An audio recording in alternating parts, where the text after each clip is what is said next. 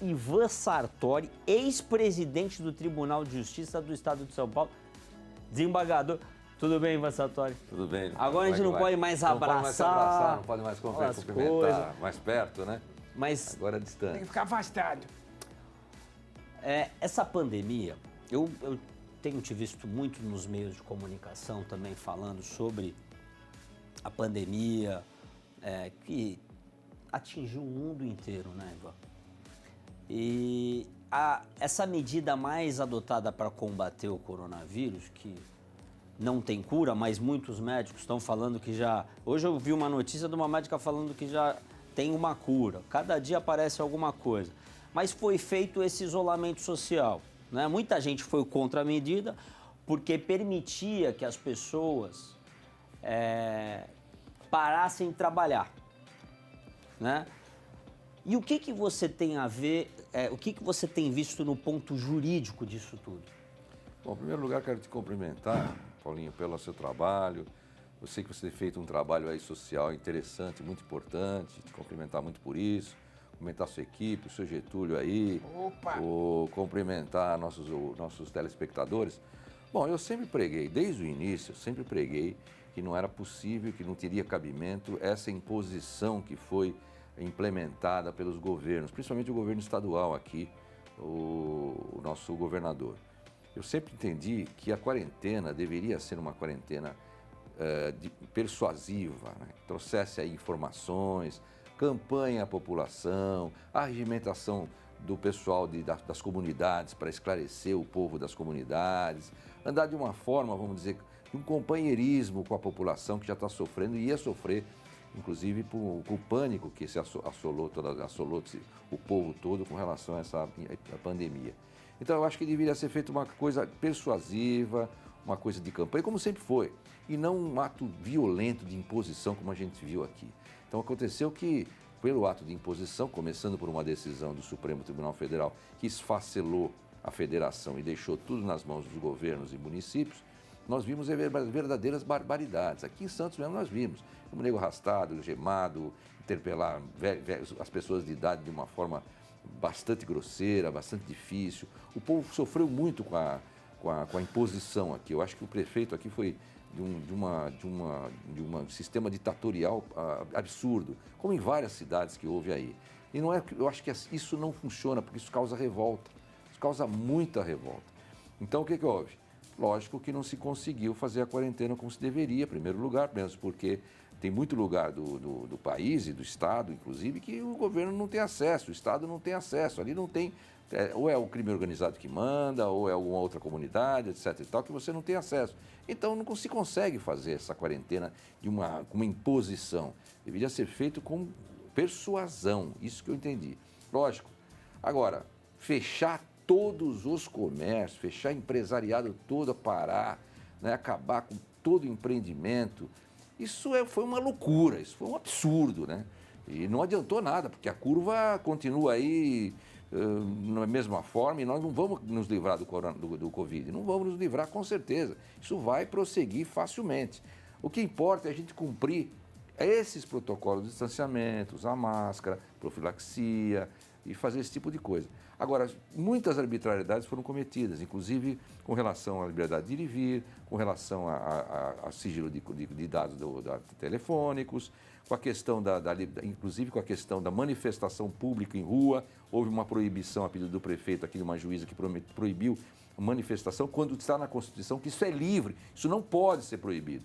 Isso só pode ser proibido em situação excepcionalíssima, e não era o caso, né? Aliás, houve 2 pesos e 2 medidas, proibiram uma anterior e agora essa última de domingo liberaram e o prefeito não tomou nenhuma providência.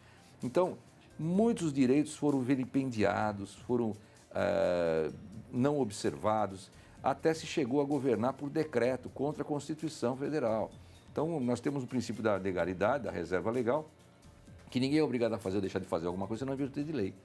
Decreto tem que regulamentar a lei, decreto não pode impor nada, nenhuma obrigação.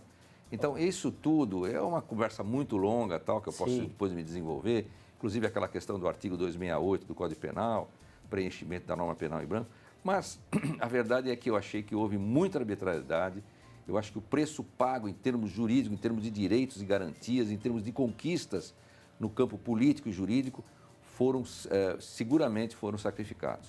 Olha, eu acho que é importante a gente colocar opiniões diferentes aqui no programa Voz da População, até porque o Ivan Sartori tem a opinião dele, sustenta a opinião da forma vertical, né, do distanciamento. E agora está tendo uma nova batalha na justiça, né, dessa vez para reabrir os comércios. Estado, federação, municípios têm opiniões diferentes. Por exemplo, o governador fala que de repente Santos, a Baixada Santista é vermelha, e o prefeito agora está lutando para que torne laranja. Lá em Campinas foi liberado, é laranja, foi liberado, ele resolveu não reabrir, que ele achava que estava muito cheio os hospitais, só vai querer reabrir na semana que vem. O que você tem a dizer de tudo isso? Não seria mais fácil o prefeito, como conhece a sua cidade, ter a liberdade de saber se deve abrir o comércio ou não? Bom, nós estamos numa bagunça jurídica, nós não temos mais ordenamento jurídico, Constituição, não tem mais nada. Isso aí foi relegado para um segundo plano, cada um fez o que quis, né? É lógico que os municípios têm autonomia, é evidente que tem autonomia, é evidente que o governo do estado não pode engessar os municípios, é um verdadeiro absurdo. O problema é que nós estamos vendo aí que o judiciário acabou embarcando na quarentena radical do governador. Então, todas as vezes que o prefeito vai tomar alguma providência ou vai flexibilizar alguma coisa, vem o judiciário, né, a mando ou do Ministério Público, ou por conta do Ministério Público, ou por conta de alguma intervenção do próprio governo do Estado, acontece de realmente haver liminar, vem a liminar e proíbe o prefeito de flexibilizar. Então, o judiciário está num processo de ingerência no Executivo absurdo, eu nunca vi tamanha ingerência no Executivo de cima a baixo. O que você vê dessa nova fase, agora de reabertura dos comércios? Você acha que o brasileiro vai respeitar essa norma do distanciamento, álcool gel, máscara? Eu vi quando você estava chegando aqui, você estava de máscara. E te fazer uma outra pergunta, te falar uma outra coisa. É lógico que você, por defender esse isolamento vertical, não é o que você quer que aconteça nada de mal com a saúde das pessoas. Porque às vezes a gente tem as nossas defesas, mas sim pela liberdade da pessoa abrir o comércio. Né? Porque às vezes a pessoa ela acaba se tornando, a pessoa quer que reabra o comércio e não está nem aí com a vida. Não, não é nada disso. Não tem nada a ver. Eu acho que o que tem a ver é o seguinte, economia e saúde andam juntas. Não adianta você querer achatar uma curva, querer isolar todo mundo para depois ter que enfrentar uma demanda enorme, não é? Porque está represado o tratamento do pessoal que deveria já estar fazendo, já devia estar acontecendo no sistema público, não está. Então nós vamos ter uma demanda enorme e aí com o fechamento a gente tem um efeito dominó de perda de empregos, perda de arrecadação e aí eu quero ver executar políticas públicas. Como você vai executar políticas públicas sem recursos, sem os impostos de arrecadação? Então isso é que é o problema. Ninguém está vendo isso. Como é que você vai tratar a saúde, como é que você vai tratar o povo, né? Como é que você vai aplicar políticas públicas sem recursos? A queda de arrecadação foi enorme. Então vai se transformar tudo isso num caos, porque a hora que todos acorrerem novamente para o sistema de saúde, né, já era um caos, você lembra antes do Covid, agora todos acorreram ao sistema de saúde e ainda sem recursos, porque as autonomias, municípios, estados, perderam a arrecadação vertiginosa, ainda que o governo federal acabou fazendo um repasse grande, mas o fato é que a perda de recursos foi vertiginosa. Então, quero ver como vai ficar a situação para executar essas políticas públicas. Então, o que o povo tem que entender é que a economia anda junto com saúde. Mesmo Sim. Porque o cidadão tem que comer hoje, trabalhar hoje para comer hoje mesmo. A maioria do povo é assim. A maioria do povo não tem condições de ficar paralisado, de ficar parado. Agora, para quem tem os seus ganhos garantidos, para quem tem a sua casa confortável, aí tudo bem, pode ficar parado o quanto quiser. Agora, Sim. a maioria do povo brasileiro não é assim, a maioria do povo brasileiro precisa trabalhar. Sim. Eu quero saber a opinião do senhor, como que o senhor vê essa migração para a política agora, que o senhor pretende entrar? Como que foi esse processo de migração, pensar? Porque não é fácil, né? Olha, senhor Getúlio, eu fui juiz durante 38 anos, mais ou menos aí, uns 14 anos desembargador. Fui presidente do tribunal, era sempre ligado à justiça, sempre foi o meu sonho, desde moleque, desde novo, ser juiz. Chegou num ponto que eu acho que eu dei o que eu tinha que dar para a magistratura, eu fiz muito pela magistratura, acho que chegou o momento de eu parar.